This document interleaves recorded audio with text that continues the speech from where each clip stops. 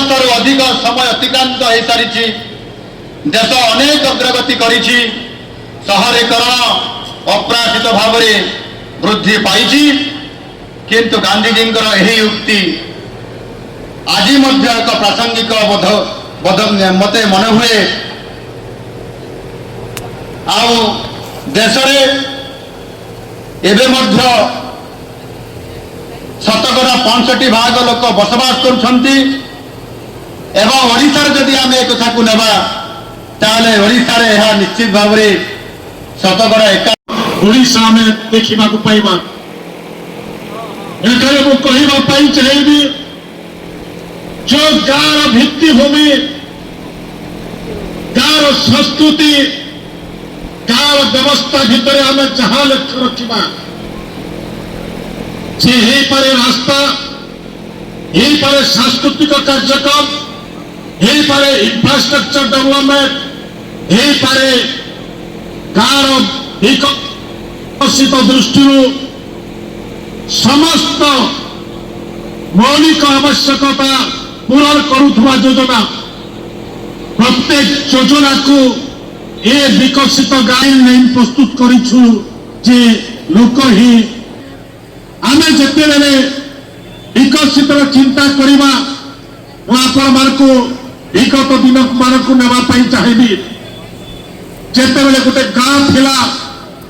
से गाँव केस से गाँव रे प्रत्येक जिनिस मिलुला पनीपरिया ठारू आरंभ करी खाद्य पदार्थ ठार प्रत्येक उपकरण मिलुला किंतु परवर्ती मुहूर्त जो मान मो ना पूर्णचंद्र दुरिया मालकानगिरी जिलार माथुली ब्लॉक माथुली पंचायत निवासी आसली आज स्वतंत्र ग्राम सभा होता माथुली पंचायत रे विकसित गाँ विकसित ओडिशा यह एक निरा सरकार कार्यक्रम 5 वर्ष एक्शन प्लान दिहब आ प्रत्येक गाँव में ड्रेन रास्ता घाट आ विद्यालय मरामती एडिशनल क्लासरूम विभिन्न प्रकार प्रकल्प नियाहोछि आज ग्राम सभा पाखापाखि आम 200 लोक ये उपस्थित थिलु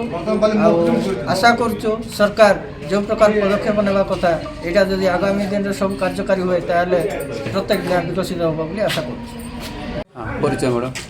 मो परिचय हूँ मालकानगिरी जिला माथुली ब्लॉक संतोषिनी पात्र हूँ मो ना आज ग्राम सभा चलता विकसित ओडिशा विकसित ग्राम आमर गोटे निरा प्रयास करेतु आम सरकार तो ये समस्त ग्रामवासी उपस्थित थे 200 पाखापाखि लोक आसी विभिन्न समस्या को लेकिन सब लिखित आकार में लिखाला से लेवल को जीव कम केमती हम जमी रास्ता कम ड्रेन कम एवं आपणकर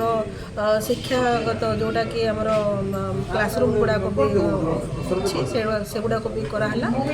अन्य जेकोसी समाधान नहीं आस लोक समस्त को लिपिबद्ध कराई से गुड़ाक जमी कम आसो तार प्रयास आम रखुचु आगामी दिन में विकसित कौ भाया हम से देखा तार यहाँ हूँ सरकार निरा प्रयास जारी रखा समृद्ध ओडिशार समुद्र ओडिशार नूतन परिभाषा संकल्प करना